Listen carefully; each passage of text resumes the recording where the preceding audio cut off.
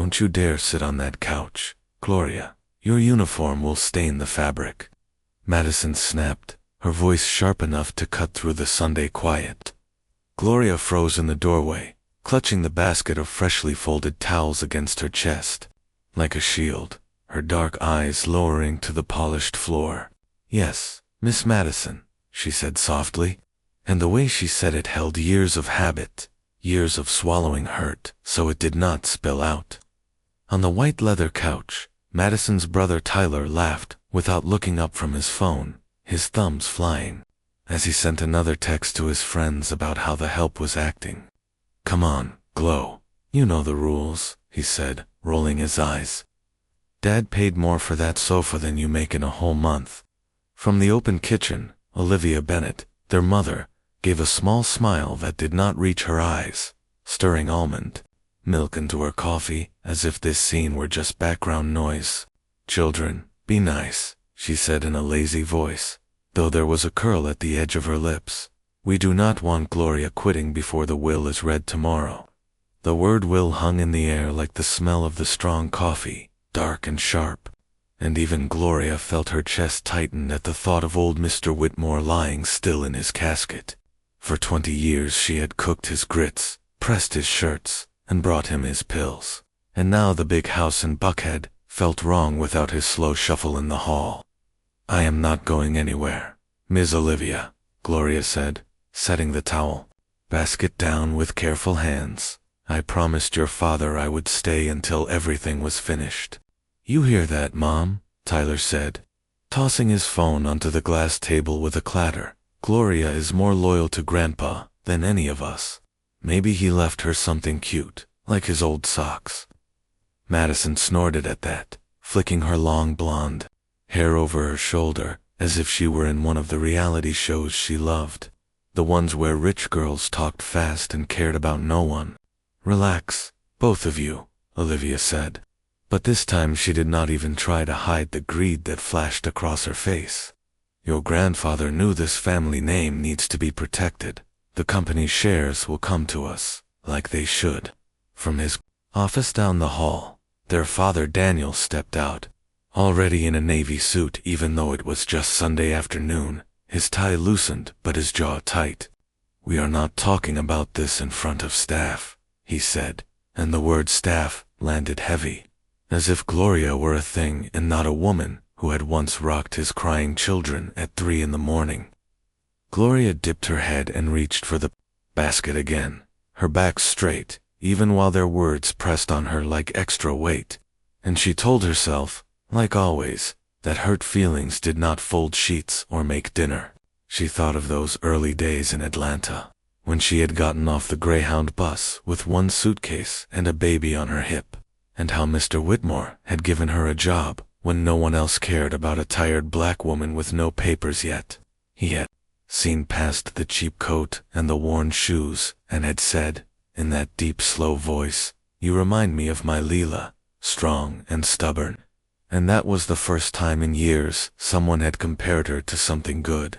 Now Leela was in college in New York on a scholarship Gloria never once asked the Bennetts to help with, even though she spent more time in their home than her own small apartment off Cascade Road. As she carried the towels upstairs, the smell of the Bennett's expensive candles mixed with the lemon cleaner, and she tried to push away the quiet fear that after the will was read, everything in this house, including her, might be changed or thrown away. The next morning began with rain hitting the wide windows like fingers tapping, and Gloria woke early in her little room over the garage, listening to the storm and the sound of her own nerves. She dressed in her best black dress, the one she saved for church and funerals, smoothing the fabric over her hips while her phone buzzed with a text from Lila asking, "You okay, Mama? You sure you want to go with them?" "I promised your granddad," she typed back, using the name Leela had given the old man she visited every Christmas. "I will be fine. Focus on class," even though her hands shook just a little. Downstairs, the Bennetts moved like a movie scene. Olivia in a fitted black dress and pearls, Madison and Tyler in designer clothes that tried to look simple but screamed money in every stitch, Gloria Don't forget the umbrellas, Madison said as she walked past. Not even looking at her. My hair cannot get wet for the reading. There will be cameras. You know half of Buckhead will be there, trying to see who got what. Daniel checked his watch again and again, his mind already counting numbers and stock options. And when he saw Gloria by the door, he gave her a glance that said she was only coming because his father had insisted. Remember, you sit in the back, he said, his voice low but clear. This is family business. Whitmore money stays with Whitmores, but Dad was attached to you, so it will look nice that you're there. Gloria wanted to say that love was not about looks, that she had sat by Mr. Whitmore's bed on nights when even Daniel did not come. But instead she only nodded and picked up the umbrellas like another piece of luggage. At the law office downtown, the hall was full of flowers and people in dark suits, and Gloria felt out of place as she followed the family into a long room where a tall, black lawyer with silver at his temples stood waiting by the big table. "Good morning, I am attorney Marcus Reed," he said, shaking hands with each of them. And when he came to Gloria, he held her hand a second longer and said quietly, "Whitmore told me a lot about you," words that made her heart beat faster for reasons she could not yet name. They all took their seats, the Bennetts lining one side of the polished oak table like they were posing for a magazine, while Gloria slipped into a chair near the back wall, as if her small body could take up no space. The rain beat harder against the tall windows, and Attorney Reed cleared his throat, opened a thick folder, and began to read the formal words that turned a life into paper, dates and numbers and legal lines. First came small bequests, a donation to the church on Auburn Avenue, a gift to the clinic where Mr. Whitmore had gotten his heart medicine, a scholarship fund named for his late wife, and Olivia smiled thinly because these were tiny slices, not the main cake. Then Reed read, "To my son Daniel Bennett, I leave my fishing cabin at Lake Lanier, my old Ford truck, and the memories of choices he chose to make," and the room went so still that even the rain seemed to pause. Daniel leaned forward, his face flushing red above his perfect tie, and he sputtered, "Excuse me, there must be a mistake. Where are the company shares? Where is the house? Where is the trust for my children?" Reed did not look surprised, only turned another page, his voice steady as stone as he said, "Per Mr. Whitmore's clear instructions, the Whitmore Group shares, the Buckhead residence at 147 Peachtree Heights, and all remaining bank accounts, are left to Gloria Ann Carter, in gratitude for her unwavering care, and for loving an old man when his own blood did not."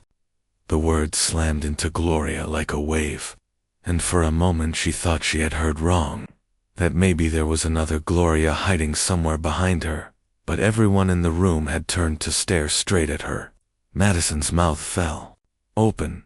Tyler whispered, "No way." Olivia's coffee-colored gloss trembled on her lip, and Daniel shot out of his chair so fast it scraped a harsh line across the wooden floor. "This is insane," he shouted, pointing a shaking finger toward Gloria. "She is the maid. She cleans floors. She doesn't know anything about running a company or a house like this. Dad must have been out of his mind."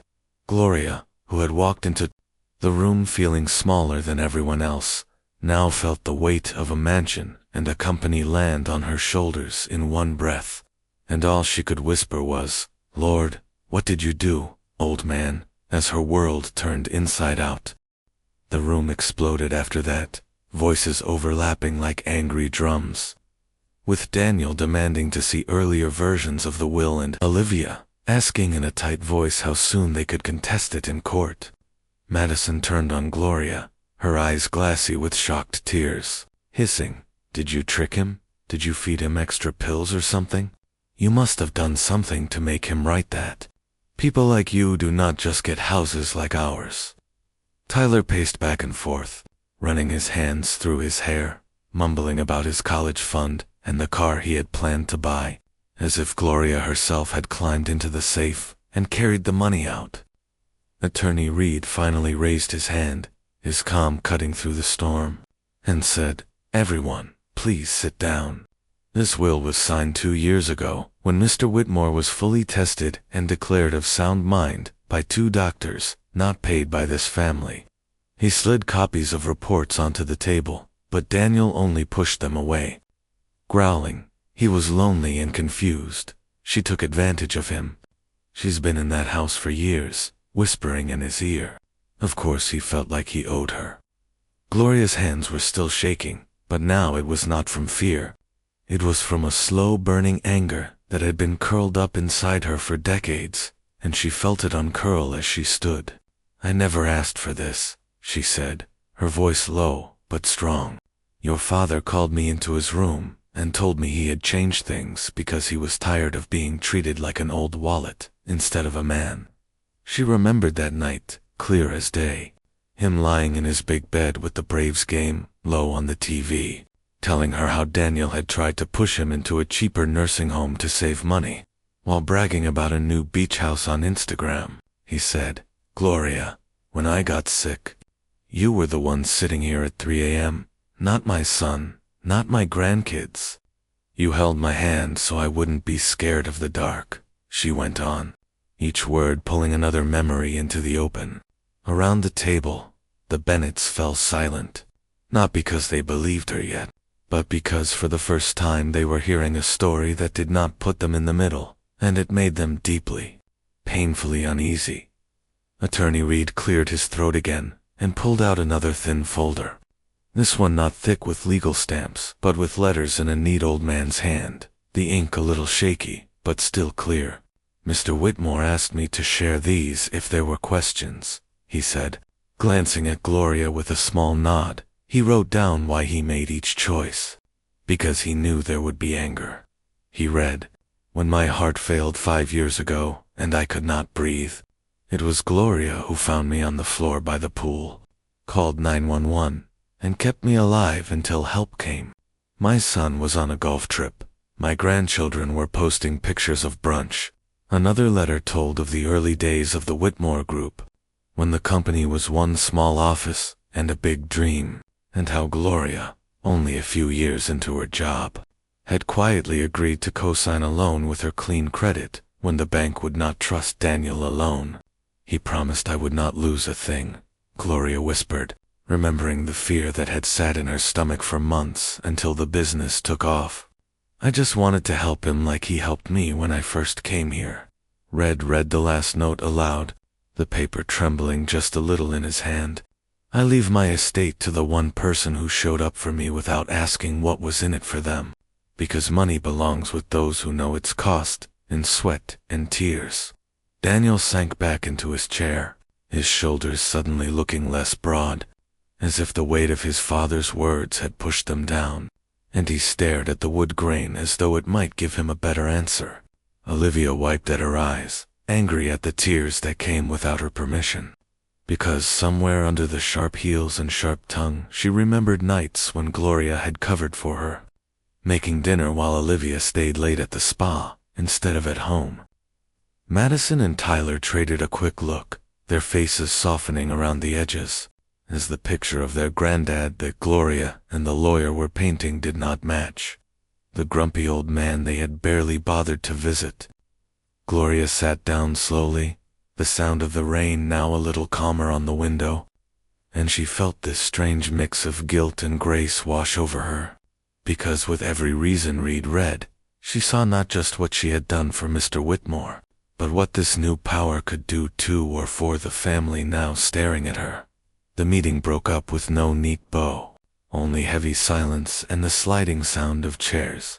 And outside in the damp parking lot, Daniel caught up with Gloria by the Bennett SUV, his eyes burning with a pride that felt chipped and cracked. "You cannot really think you are going to keep everything," he said, standing too close, his voice a low growl. "That house has been in my family for 3 generations. The company is my birthright. You were paid to clean, not to take." Gloria tightened her grip on her worn purse and met his gaze. And for the first time since she had stepped into the mansion years ago, she did not look away first. "I did not take anything, Daniel," she answered, her tone calm like a teacher with a loud child. "Your father gave it, and I will honor what he trusted me to do with it, including deciding what happens to you all. That night, back in her little room, sleep did not come, not even when the rain finally stopped, and she sat by the window with a notebook and pen, making lists of bills, of repairs the big house needed, of people she knew back on the south side who could use work. She thought of Lila and her student loans, of the single mothers at church who rode 2 buses to clean offices downtown, of the way Mr. Whitmore had squeezed her hand once and whispered, "Promise me you won't let them waste it all on toys," in the main house. The Bennetts were also awake, arguing in sharp whispers about lawyers and loopholes. But under Madison's door there was only the glow of her laptop screen as she searched how to contest a will, and then, in a softer tab, how to apologize to someone you hurt. The next afternoon, Gloria called Attorney Reed and asked him to meet her at the house. And when he arrived, she walked him through every room, not as a maid this time, but as the woman who now carried the keys in her own pocket. "I do not want revenge," she told him in the big library lined with law books no one in the family had ever read. "But I will not go back to being invisible.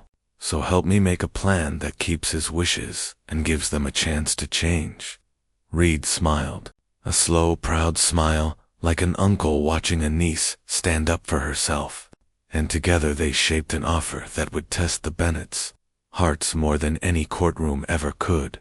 When the Bennetts gathered in the living room 2 days later, the same white couch, now feeling less like a throne and more like just a piece of furniture. Gloria stood in front of the fireplace with Reed by her side, and the will on the table. Tyler slumped with his arms crossed. Madison avoided Gloria's eyes. Olivia looked like she had not slept, and Daniel kept glancing at the front door, as if he could still escape this new world where he was not in charge. "I met with the lawyer," Gloria began, her voice steady, though her hands twisted together for a moment. "And I want you to hear what I decided, because I am not throwing anyone out on the street. But things will not stay the same." She explained that she would keep legal ownership of the house and the company shares, just as the will said, but she would lease the house back to the family for $1 a year, on one condition: that every person living under its roof work at least 10 hours a week in the new Whitmore Carter Foundation for Families in Need. There will be no more yelling at staff, because the staff will now be your coworkers, she added, turning her eyes toward Madison and Tyler. "You will answer phones, pack food boxes, tutor kids from the South Side, and you will look them in the eye when you hand them help."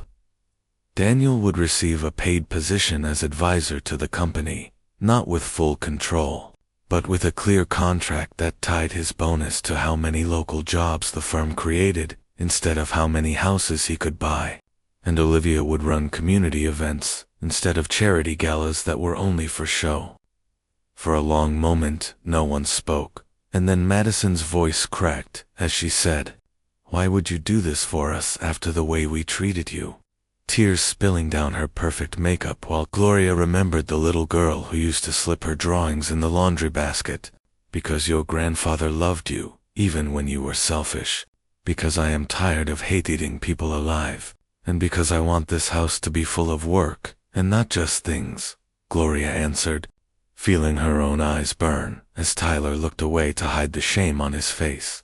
Months later, neighbors would whisper about the rich Bennett kids loading vans with groceries every Saturday, about Daniel Bennett standing in line at a job fair, shaking hands with men in worn work boots, about a black woman in simple clothes sitting at the head of a long boardroom table, guiding a company and a family toward something better.